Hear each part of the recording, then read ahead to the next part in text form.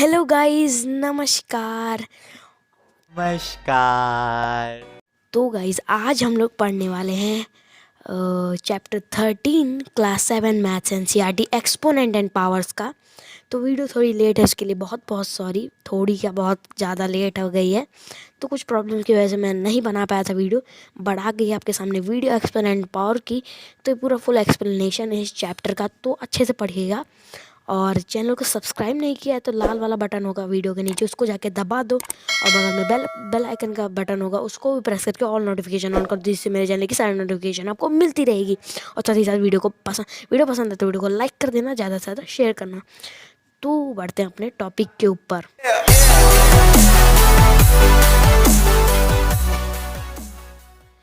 तो गाइस जैसे कि आप लोग देख पा रहे हो, हम लोग आ गए हैं अपने पहले वाले टॉपिक के ऊपर।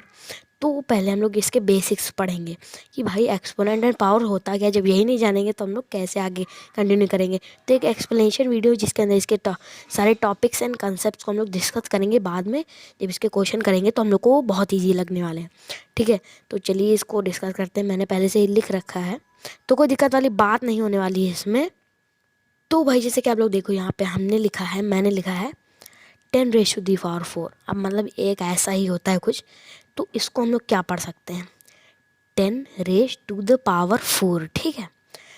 तो मैंने इसको गलती से यहाँ पे 4 डिजिट में लिख दिया, पर आप लिख सकते हो, कोई दिक्कत वाली बात नहीं है। यहाँ पे 10 न्यूमेरिक वो अल्फ़ाबेटिकल ऑर्डर में लिखा है, यहाँ पे ऐसे लिख दिया, तो उसके लिए कोई दिक्कत वाली बात नहीं है। तो हम लोग कुछ ऐसे इस तरीके से इसको पढ़ सकते हैं, ठीक है। तो अब आगे कंटिन्यू करते हैं। 10⁻⁴, क्योंकि इधर 10 है, उसकी पावर है 4, ठीक है। तो चलिए कंटिन्यू करते हैं आगे। इधर क्या है, इधर सब बेसिक्स हैं इसके। तो भाई जैसे कि आप लोग देखो, यहाँ पे 10⁻⁴ मैंने लिखा है, ठीक है। अब इसका सब बताएंगे कि इसमें एक्सपोनेंट क्या है, पावर क्या है, बार्स क्या है, सब कुछ क्या है इसमें, ठीक है। तो जैसे कि आप लोग देख पा रहे हैं, यहाँ पे 10⁻⁴ जैसे लिखा हुआ है, तो 10 जो है 10, जी 10 लिखा हुआ है, 4 को छोड़ दीजिए। ये जो 10 लिखा हुआ है ये बार्स है, मतलब बार्स क्या, बार है, ठीक है। बार है ये, ठीक है। और जो ऊपर पावर 4 लिखा है, पावर 4 जो ऊपर लिखा है, ये जो इधर लिखा है, ये है एक्सपोनेंट, ठीक है। आप ढंग से देख लो, मैं इसको रेस कर दूँ। ये है, ये वाला एक्सपोनेंट है, ठीक। एक्सपोनेंट एंड पावर्स, ठीक है। और ये पूरा कुल मिला के ये 10⁻⁴ पूरा मिला के बनता है पावर, ठीक है। तो वो समझ पा रहे होंगे आप लोग, ऐसा ही कुछ है इसका। तो आप लोग समझ गए होंगे होप। और अगर जो कुछ भी नहीं समझ में आया तो कमेंट सेक्शन में पूछ लीजिएगा, बता दूंगा मैं, ठीक है। तो आते हैं अपने अगले टॉपिक के ऊपर।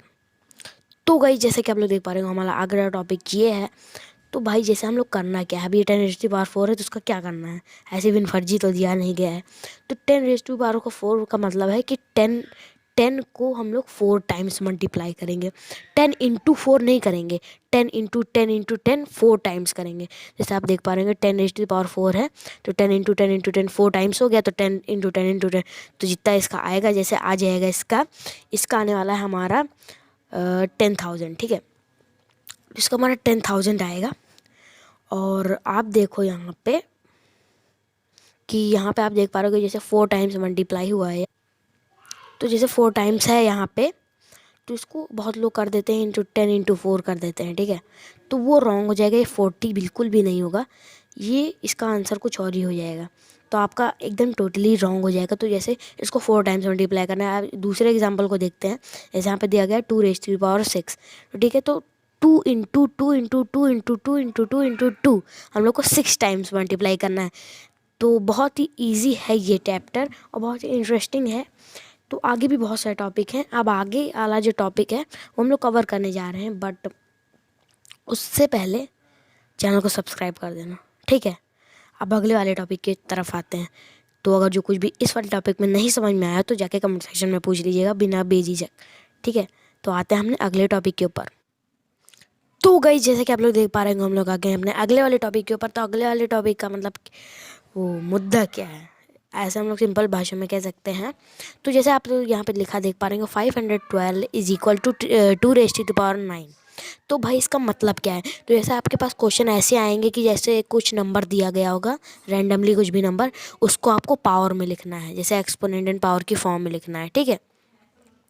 एक्सपोनेंट की फॉर्म में लिखना है, ठीक है। तो कैसे ऐसा क्वेश्चन आपके सामने आएगा तो आपको उसको सॉल्व कैसे करना है, तो आपको उसको सॉल्व ऐसे करना है कि जैसे आपको उसका प्राइम फैक्टराइजेशन निकालना है 512 का, जो भी नंबर होगा रैंडम नंबर, उसका आपको प्राइम फैक्टराइजेशन निकालना है। तो प्राइम फैक्टराइजेशन निकालने की वीडियो अगली वीडियो में आपको बताऊंगा, मतलब 1-2 दिन के बाद ही वो वीडियो आ जाएगी।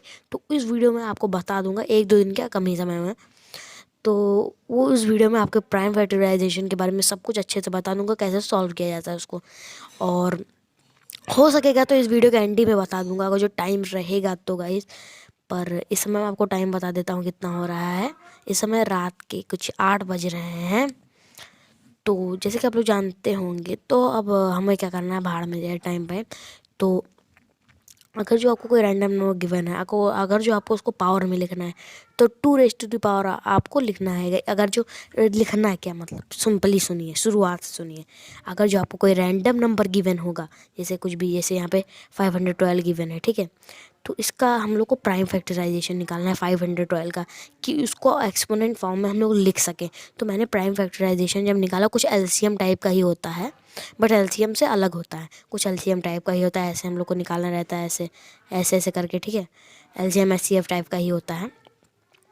तो गाइज जिन लोगों को पता है उन लोग के बहुत आसान है, जिन लोगों को नहीं पता अगली वीडियो में पता चल जाएगा। तो जैसे मैंने निकाला तो ऐसे ही कुछ है, जैसे एलसीएम में आता नहीं, 2 इंटू उसको मल्टीप्लाई कर देते हैं साइड का, तो आ गया यहाँ पे। ये तो 9 2 आए हैं, 2 क्योंकि यहाँ पे 9 टाइम्स आए हैं, तो 2 इसका आंसर हो जाएगा।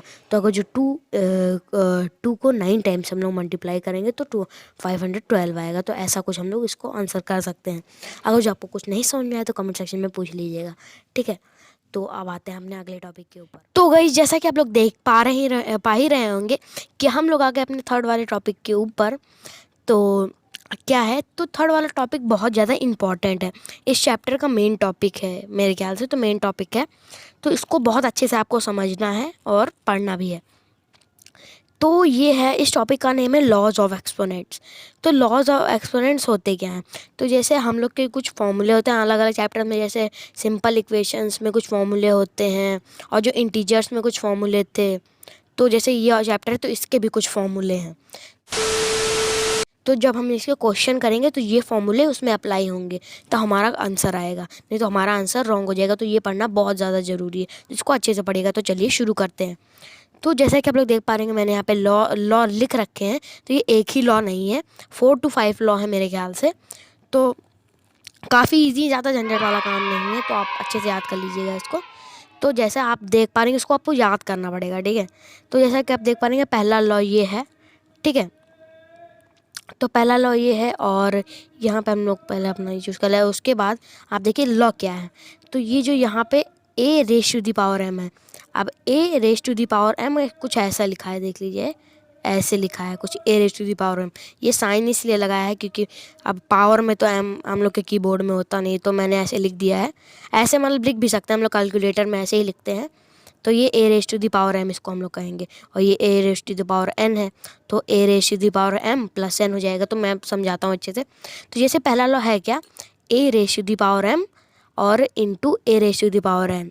जैसे दो वेरिएबल गिवन है, इसकी जगह पे क्वेश्चन में हम लोग के कोई नंबर गिवन होगा, ठीक है। जैसे a की जगह मान लेते हैं यहाँ पे 6 मैंने दे रखा है, एक क्वेश्चन मतलब नंबर दे रखे, यहाँ पे वेरिएबल्स लिए जाएंगे, बुक में भी आपको ये मिल जाएगा फॉर्मूला। तो जैसा कि आप देख पा रहे हैं, यहाँ पे a raise to the power m है और a raise to the power n है, ठीक है। तो मैंने आपको बताया था वेरिएबल की कभी वैल्यू फिक्स नहीं होती, तो हम लोग इसको कुछ भी लिख सकते हैं, ऐसा क्वेश्चन होगा।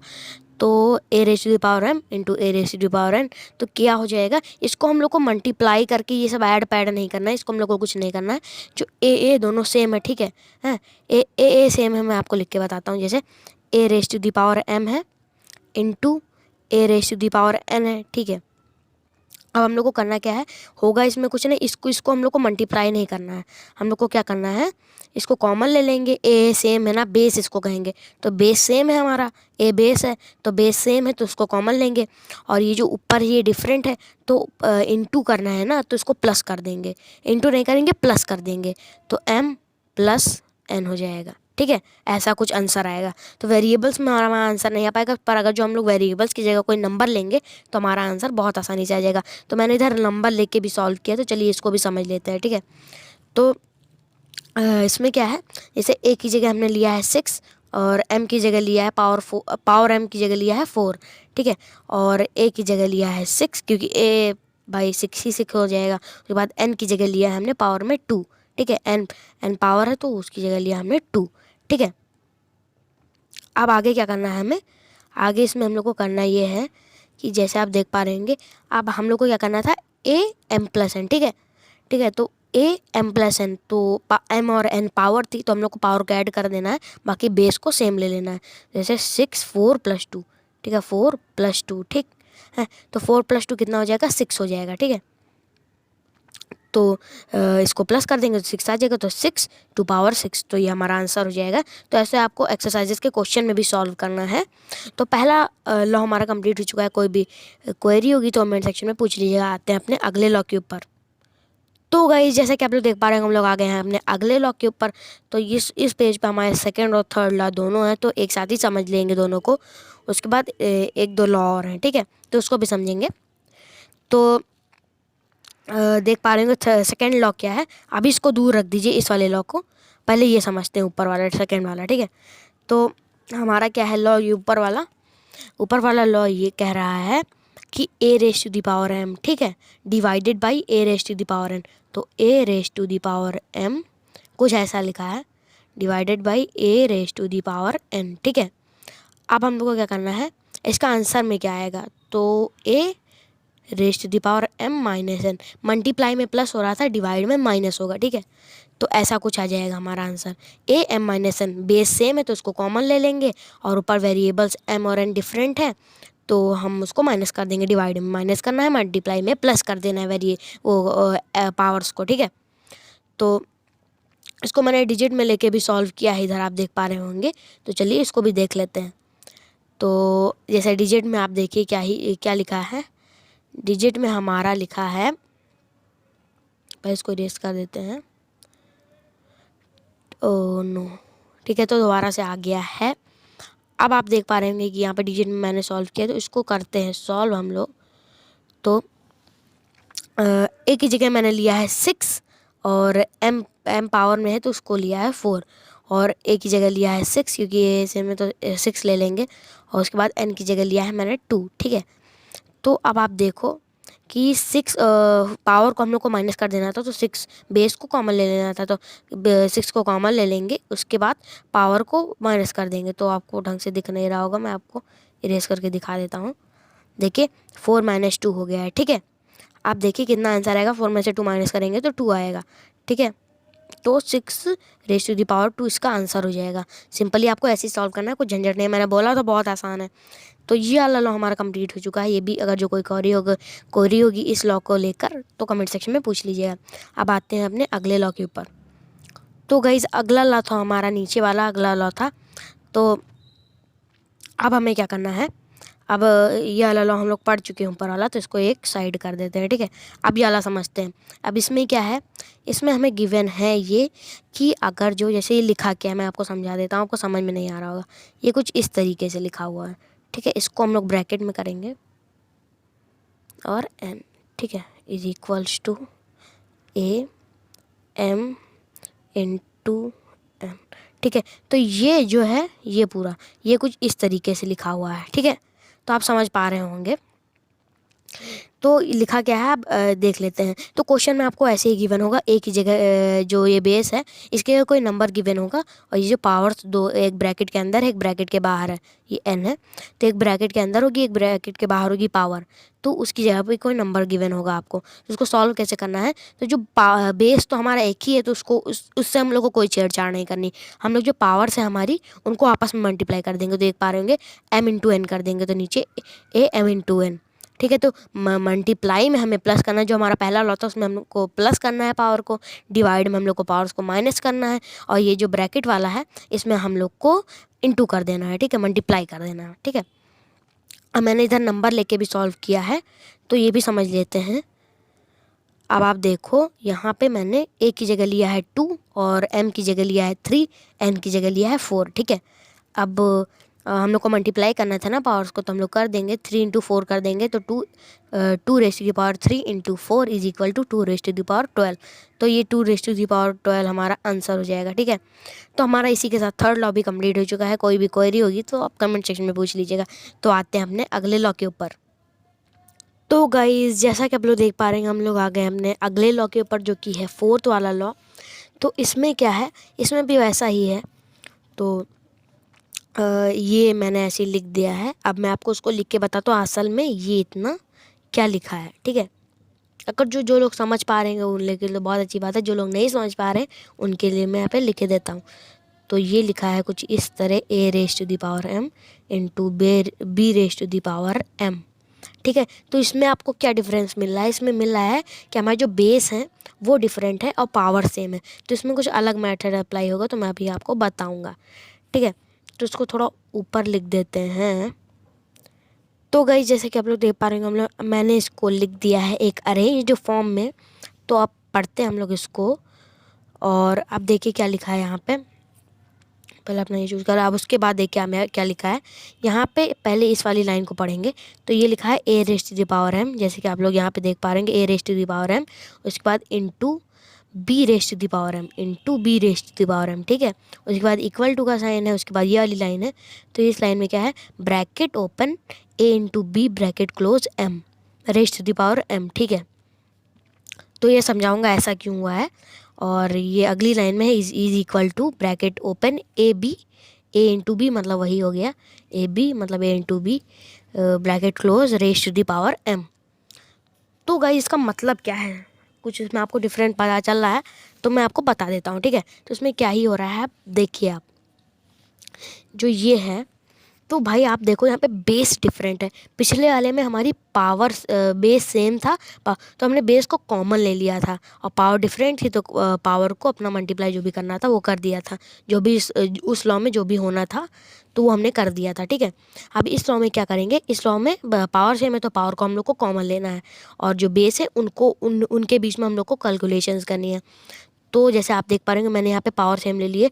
तो अगर जो इसको हम लोग क्या पढ़ेंगे, इस लाइन को, इस पूरी लाइन को हम लोग क्या पढ़ेंगे, ठीक है। तो इसको हम लोग पढ़ेंगे A into B to whole square, to whole square नहीं मतलब टू होल एम, ठीक है, टू होल टू एम, ऐसा कुछ पढ़ेंगे। होल टू एम मतलब क्यों पढ़ेंगे, तो इसका मतलब ये हो गया कि ए इंटू बी मतलब दोनों की पावर एम थी तो हम लोग ने कॉमन ले लिया है। तो इसका होल का, ए इंटू बी का होल की पावर एम है, तो ए की भी पावर एम हो जाएगी और एम बी की पावर भी एम हो जाएगी, अगर जो हम लोग को इस ब्रैकेट को सॉल्व करेंगे। पर हम इस ब्रैकेट को सॉल्व नहीं करना है, ठीक है। क्वेश्चंस आएंगे आपके पास सॉल्व करने के लिए। तो जैसे अगर जो ऐसे गिवन होगा इसको हम लोग को लिखना है एक्सपोनेंशियल फॉर्म में, तो हम लोग इक्वल टू का साइन लगाएंगे, फिर वो तो बात की बात है, वो क्वेश्चन में हम लोग सॉल्व करेंगे, उस पर नहीं जा रहा मैं। इधर ही देखिए आप। तो मैंने पावर्स को कॉमन ले लिया है। अब नीचे देखिए, अब वो ए बी मतलब ए इंटू बी, उसके बाद कॉमन हो जाएगा, तो यही हमारा आंसर हो जाएगा। अब डिजिट्स में लेके देखते हैं कि क्या होगा इसका आंसर। तो ऊपर मैंने लिख रखा है, इधर आप देख पा रहे हैं बहुत छोटा सा है, ठीक है। तो इसको हम लोग सॉल्व करते हैं। तो जैसे यहाँ पे क्या लिखा है, ए की जगह मैंने लिया है यहाँ पे 6, ठीक है, और एम की जगह लिया है पावर 2, और यहाँ पे ले लिया है मैंने बी की जगह 4 और पावर ले लिया है 2, एम की पावर एम 2 हो जाएगा, ठीक है। तो हम लोग को अब वो करना था, देखिए यहाँ पे हो गया। अब यहाँ पे 6 इंटू 4 कर देंगे और वो पावर कॉमन ले लेंगे, तो 6 इंटू 4 हो जाएगा मतलब 24, और पावर जो हो जाएगी, तो पावर को कॉमन लेना तो पावर बाहर लिख देंगे, ठीक है। तो यही हमारा आंसर हो जाएगा, ऐसे आपको सॉल्व करना है। तो ये हमारा फोर्थ वाला लॉ कंप्लीट हो चुका है। कोई भी क्वेरी हो तो दोबारा से पूछ लीजिएगा, ठीक है, नीचे कमेंट सेक्शन में। तो अब आते हैं अपने अगले वाले लॉ के ऊपर। और गाइस मैं आपको एक दूसरी बात भी बताना चाहता हूँ, बहुत ज़रूरी है, जो कि अगर जो हमारे पास कोई भी नंबर हो, ठीक है, कोई भी नंबर, रैंडम कोई भी नंबर, अगर जो उसकी पावर 0 होगी तो उसका मतलब 1 हो जाएगा, ठीक है। जैसे आपको बताता हूँ, जैसे कोई भी नंबर ले लीजिए, ऐसे ले लेते हैं 1000, ठीक है। आपको क्वेश्चन में गिवन है 1000 रेस्ट टू द पावर 0, ठीक है। तो इसका आंसर क्या होगा, तो आप सिंपली बिना कुछ कैलकुलेशन किए सीधे 1 लिख दोगे, कोई भी नंबर हो, कोई भी नंबर, उसकी पावर अगर जो 0 होगी तो आप उसका आंसर 1 लिख दोगे, ठीक है। तो ये बहुत ज़रूरी टॉपिक था, तो मैंने आपको क्लियर कर दिया है, ठीक है। अब आते हैं अपने अगले वाले लॉ के ऊपर। वैसे ये भी एक लॉ है, तो ये 5th लॉ हम लोग मानेंगे, बट कोई इतना भी खास लॉ नहीं, पर ज़रूरी बहुत है ये। तो ये हो गया 5th वाला लॉ, ये जो 0 पावर वाला था। अब आते हैं अपने 6 वाले लॉ के ऊपर। तो गाइस, जैसे कि आप लोग देख पा रहे हैं, हम लोग आ गए अपने 6th वाले टॉपिक के ऊपर। तो 6 वाला टॉपिक शुरू करने से पहले अगर जो आपने चैनल को सब्सक्राइब नहीं किया है तो वीडियो के नीचे लाल कलर का सब्सक्राइब का ऑप्शन होगा, उस पर आके क्लिक कर दो। बगल में बेल आइकन का बटन होगा, उस पर क्लिक करो तो कई सारे ऑप्शन आएंगे, ऑल और कई सारे आएंगे, तो ऑल पे आप क्लिक कर देना, जिससे मेरे चैनल की सारी नोटिफिकेशन आपको सबसे पहले मिले। अगर जो आपको करोगे तो कोई वीडियो मैं अपलोड करूँगा तो आपके पास सबसे पहले नोटिफिकेशन जाएगी, ठीक है। तो चैनल को सब्सक्राइब कर देना, और वीडियो पसंद आए तो वीडियो को लाइक कर देना, और पूरी एंड तक वॉच करना, क्योंकि बहुत बढ़िया भैया वीडियो है। तो हम लोग 6 वाला टॉपिक शुरू करते हैं अपना। तो भाई, जैसे कि आप लोग देखो यहाँ पे 6 वाला लॉ क्या है, टॉपिक नहीं कहना चाहिए, 6 वाला लॉ क्या है हमारा। तो 6 वाला लॉ ऐसा कुछ लिखा है, इसको मैं समझाऊंगा ये क्या लिखा है, ठीक है। तो ये यहाँ पे आप जैसे देख पा रहे हो कि यहाँ पे लिखा है a raise to the power m divided by b raise to the power m, ठीक है। तो बहुत इजी है ये लॉ बहुत इजी है। तो जैसा कि आप लोग जानते हैं कि यहाँ पे a अपॉन b है, ठीक है। इसको हम लोग क्या लिख सकते हैं, पहले यहाँ पे देख लेते हैं हम लोग। इसको हम लोग लिख क्या सकते हैं, इस चीज़ को हम लोग और क्या लिख सकते हैं। तो इस चीज़ को हम लिख सकते हैं a m upon b m, ठीक है। इसको ये भी तो लिख सकते हैं, इसका मतलब तो यही होगा, ठीक है। तो इसी मतलब में इस वाले मतलब टॉपिक है, मतलब इसी वाले उससे यहाँ पे आंसर आया है, तो इस वाले ज़रिए से आया है, ठीक है। एक सेकेंड, तो यहाँ पे हट चुका है। उसके बाद आप देखो यहाँ पे, हाँ ठीक है, सही है। तो यहाँ पे आप देखो, यहाँ पे जैसे इस वाले ऑप्शन से लेके, मतलब इस वाले का कोई यूज़ नहीं किया गया है इसमें, इसके आंसर लाने में आया है, इसी से आंसर, इस वाले उससे आंसर आया है, ठीक है। तो जैसे आप यहाँ पे देखो, ए और बी को अपॉन में कर देंगे, पावर हमारी सेम है तो सबको पता है कॉमन लेना है, तो हम लोग कॉमन ले लेंगे। तो ए अपॉन बी ब्रैकेट में, तो होल करना है हम लोग को, होल टू पावर m, तो ब्रैकेट में कर देंगे। नहीं तो ब्रैकेट में नहीं करेंगे तो माना जाएगा कि सिर्फ और सिर्फ a टू पावर m होगी, b टू पावर m होगी नहीं, जबकि असलियत में b टू पावर m भी है, a टू पावर, तो हम लोग ब्रैकेट लगा के करेंगे, नहीं तो रॉन्ग हो जाएगा, ठीक है। तो ये आपको समझ में आ गया, बस इतना छोटा सा ही है ये। इसको इरेज कर देते हैं, ये जो फालतू है इसको इरेज करेंगे हम लोग। तो इतना ही छोटा सा ही आंसर है इसका, एक ही लाइन में। आप इसको नंबर्स में देख लेते हैं, नंबर में भी मैंने लिख रखा है, ये रहा, तो इसको देख लेते हैं क्या है, ठीक है।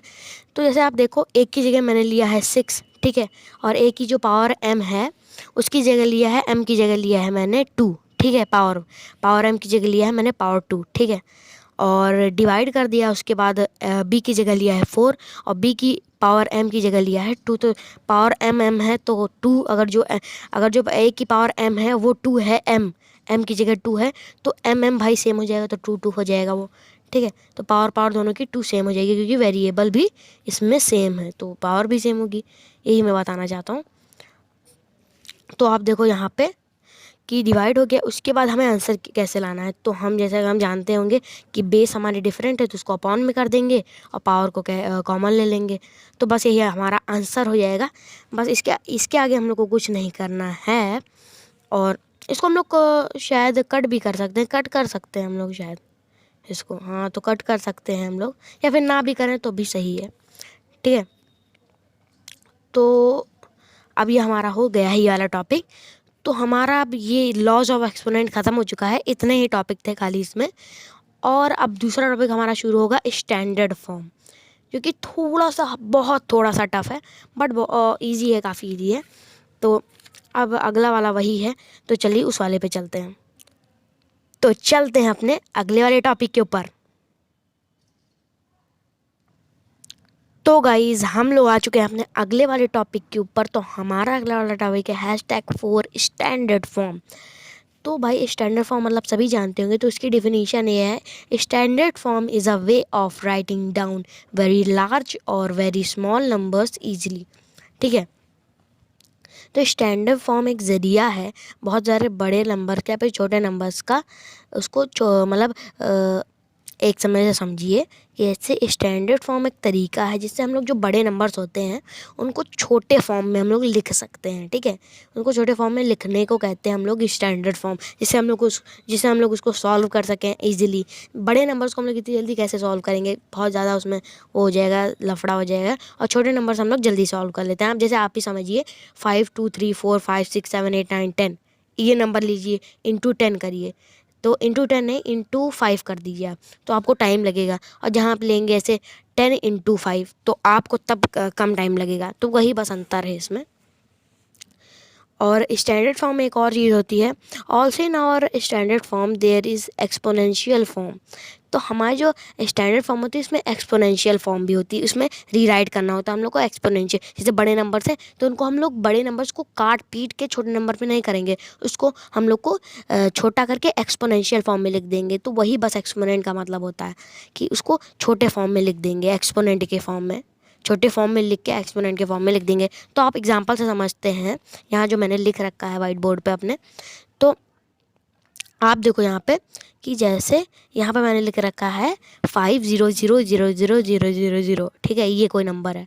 ठीक है, अब इसको हम लोग को स्टैंडर्ड फॉर्म में कैसे करना है, तो भाई देखो आप जैसे 500000000 को हम लोग ऐसे भी तो लिख सकते हैं 510। अगर जो हम लोग 5 इंटू इतना करें 100000000, तो आएगा हमारा ऊपर वाला 500000000, इतना ही तो आएगा। तो भाई बहुत बड़ा नंबर है, तो इतना ही आएगा। तो हम लोग उसको ऐसे लिख देंगे। उसके बाद हम लोग क्या करेंगे कि हमारा जो ये रहेगा नीचे, जो 5 इंटू 10⁻⁷ है, ये क्या है। तो नीचे का मतलब मैं आपको समझाता हूँ। तो जैसे यहाँ पे अगर जो हम लोग इसको इससे मल्टीप्लाई करेंगे तो आएगा भाई सेम ही। ठीक है, तो अगर जिसको इससे मल्टीप्लाई कर दे तो हमारा इतना ही आएगा। तो इसको हम लोग को सिंपल स्टैंडर्ड फॉर्म में कैसे लिखना है, तो हम लोग लिख देंगे यहाँ पे 0 कितने टाइम्स है, आप काउंट करो 7 टाइम्स है। ठीक है, 7 टाइम्स है। तो हम लोग को स्टैंडर्ड फॉर्म में लिखने के लिए क्या करना होगा, 5 इंटू 10⁻⁷, बस सिंपल, और कुछ नहीं। स्टैंडर्ड फॉर्म हमारी आ गई। अब देखो अगर जो यहाँ पे देखो 10⁻⁷ हम लोग ने क्यों लिखा, क्योंकि अगर जो हम लोग 10 इंटू 10 7 टाइम्स करेंगे, 10 इंटू 10 इंटू 10 इंटू 10, तो हमारा यही आ जाएगा। ठीक है, उसको आपस में 10 इंटू 10 इंटू 10 7 टाइम्स मल्टीप्लाई करके आपस में यही आएगा 100000000, इतना ही आएगा। तो भाई हम लोग इसको छोटे फॉर्म में लिख देंगे तो हमारा ये स्टैंडर्ड फॉर्म हो जाएगा। बस बाकी कोई लफड़ा नहीं है इसमें। तो स्टैंडर्ड फॉर्म हमारा कंप्लीट हो चुका है। एक और एग्जांपल देख लेते हैं, और साथ ही साथ इसमें है डेसिमल का भी है, तो वो भी देखेंगे आगे। और चलिए दूसरा एग्जांपल भी देख लेते हैं। तो दूसरा एग्जांपल आने वाला है इन 3 2 1। तो भाई जैसे कि आप लोग देख पा रहे हो, हम लोग आ गए अपने अगले वाले एग्जांपल के ऊपर। तो जैसे कि आप लोग देख पा रहेंगे यहाँ पे, तो जो पिछले वाला जो टॉपिक था, जो कि था ये वाला, तो ये था। अब अगला वाला टॉपिक मैंने कहा था डेसिमल का है, तो मैंने एक एग्जांपल ले लिया है सिर्फ उस वाले टॉपिक का, जिससे आपको पूरा समझ में आ जाएगा वो हिस्सा। ठीक है, तो समझते हैं ये एग्जांपल को। ये एग्जांपल खाली इतना बड़ा ही नहीं है, इसके आगे और भी तो समझाऊंगा मैं अच्छे से, आपको अच्छे से समझा दूंगा, क्योंकि टॉपिक तो हम लोग पढ़ेंगे नहीं, मतलब पढ़ेंगे क्या, एग्जांपल में आपको सब समझ में आ जाए, आई प्रॉमिस यू। ठीक है, तो देखते हैं यहाँ पे क्या लिखा है। तो आप देखो भाई यहाँ पे, जैसे इसको पहले चूज़ कर लेंगे 316000000। ठीक है, ये भी बड़ा नंबर है, इसको हम लोग को स्टैंडर्ड फॉर्म में करना है। ठीक है, तो हम लोग ने जैसे पिछली बार में किया था, ये तीनों नंबर्स हैं। ठीक है, 0 को हम लोग काउंट नहीं करेंगे। ठीक है, नंबर्स को खाली ले लेंगे, उसके बाद जितने 0 बचे हैं इंटू 1 उतने 0 लगा देंगे। तो इसका मतलब क्या हुआ, इस लाइन का मतलब क्या हुआ, यही हुआ ऊपर वाली लाइन। ठीक है, अब हम लोग को क्या करना है, इसमें डेसिमल है भाई, तो डेसिमल तो आना ही पड़ेगा। तो यहाँ पे अब इसको 5 0 है यहाँ पे, तो 10⁻⁵ कर देंगे। ठीक है, अब आप सोच रहे होंगे कि हमारी तो स्टैंडर्ड फॉर्म आ गया, बट अभी ये स्टैंडर्ड फॉर्म में नहीं है। ठीक है, क्योंकि एक डिजिट नहीं है, 316 है, इसको हम लोग को डेसिमल में लाना है। ठीक है, तो यहाँ पे डेसिमल कैसे है, सिंपली ऐसे डेसिमल तो आएगा नहीं, आप सभी लोग जानते हैं। तो हम लोग को उसको क्या करना पड़ेगा, डेसिमल लाने के लिए हम लोग को इसको 100 से मल्टीप्लाई करना पड़ेगा, क्योंकि 100 में 2 जीरो होते हैं, ठीक है। तो 2 जीरो से जब मल्टीप्लाई करेंगे तो 2 जीरो बाद दो दो डिजिट छोड़ के, असल वाली मतलब इसमें 2 डिजिट छोड़ के, 2 जीरो है तो 2 डिजिट छोड़ के उसके बाद यहाँ पे पॉइंट लग जाएगा। 100 में नहीं, इसमें दो जीरो है तो 2 डिजिट छोड़ेंगे इसमें, यहाँ पे पॉइंट लग जाएगा। तो समझ गए होंगे आप लोग डेसिमल कैसे लगेगा। और फिर जैसे आप लोगों को क्या करना है, इधर भी तो ये है, ये 10⁻⁵, तो ये तो हम लोग छोड़ेंगे नहीं, ये भी हम लोग को लिखना पड़ेगा। तो हम लोग कैसे लिखेंगे, इसके बाद से कैसे लिखेंगे, ये सब हटा दीजिए, ये सब हटा देंगे हम लोग, ये सब हटाएंगे, ठीक है। अब इसको हम लोग 3.16 के आगे से कैसे लिखेंगे, तो हम लोग कुछ ऐसे तरीके से लिखेंगे, 3.16 इंटू 100, ठीक है। तो पॉइंट यहाँ आ जाएगा, यहाँ से यहाँ था पॉइंट। तो जैसे मानेंगे हम लोग, पहले सुनिए, इसको हटाइए, पहले आपको फिर एक बार समझा देता हूँ, मुझे लगता है आपको नहीं समझ में आया होगा। जैसे देख लिए, यहाँ पे पॉइंट ऐसे नहीं आएगा, पहले पॉइंट यहाँ पे ये जैसे ये जो 3.16 है, तो इस 3.16 में पॉइंट यहाँ पे आप पहले से ही नहीं आ जाएगा, ये पॉइंट यहाँ पे नहीं होगा, ठीक है, ये पॉइंट यहाँ पे होगा, ठीक। अब हम लोग को इस पॉइंट को यहाँ लाना है, यहाँ पॉइंट रहने का कोई मतलब नहीं बनता, ठीक है। उसके बाद ये जो लग जाएगा तो इसका मतलब है 3.16 ही हो जाएगा, तो उसको डेसिमल फिर क्या उसका मतलब, ठीक है। तो हम लोग को पॉइंट यहाँ लाना है, और यहाँ लाने के लिए हम लोग को 100 से मल्टीप्लाई करना होगा। और क्यों करना होगा, तो मैंने आपको बता ही रखा है, क्योंकि 100 में 2 जीरो होते हैं, तो 2 जीरो छोड़ के हम लोग यहाँ पे डेसिमल लगाएंगे, क्योंकि 2 डिजिट हैं, इसके बाद डेसिमल लग जाएगा। और 10⁻⁵ हम लोग छोड़ नहीं सकते, वो भी तो इसके साथ लगेगी। तो उसको करने के लिए इसके आगे से पता करते हैं, उसको करने के लिए इस 3.16 के आगे से हम लोग सॉल्व करना शुरू करते हैं। तो हम लोग क्या करेंगे, पॉइंट मान के चलिए ये यहाँ नहीं है, ठीक है, ये पॉइंट, एक सेकेंड, ये पॉइंट यहाँ नहीं है, ठीक है, यहाँ से हट गया है, यहाँ है पॉइंट, आप ये मानिए, ठीक, पॉइंट यहाँ है, वहाँ नहीं है। अब इसके आगे से कैसे सॉल्व करेंगे, तो हम लोग करेंगे 3.316 पॉइंट इंटू 100 इंटू 10⁵ है, तो 1 2 3 1 2 3 4, और यहाँ पे एक और जीरो नीचे लिख देता हूँ मैं, ठीक है। अब इतने को पूरा हम लोग सॉल्व करेंगे, तो कैसे करेंगे, तो जैसे आप देखो यहाँ पे, फिर उसके बाद कितना आएगा हमारा, जब 100 से मल्टीप्लाई करेंगे तो हमारा जो पॉइंट होगा वो यहाँ आ जाएगा, ठीक है, वो यहाँ आ जाएगा। उसके बाद गाइज आप देखो यहाँ पे आने के बाद 3.16 हो गया। फिर हम लोग को क्या करना है, सिंपलेस्ट फॉर्म में लिखना है, ठीक है, स्टैंडर्ड फॉर्म में लिखना है, सॉरी, स्टैंडर्ड फॉर्म में लिखना है। तो जैसे यहाँ पे हो गया, कितना हो गया, तो यहाँ पे मिला के पूरा ये जितने भी जीरो हैं इन लोग को ऐड कर देंगे हम, इससे तो मल्टीप्लाई होगा ही है, बट इन सारे जीरोज़ को हम लोग ऐड कर देंगे, तो कितना हो जाएगा, इंटू, तो ये 5 हो गया, +2 7 हो जाएगा।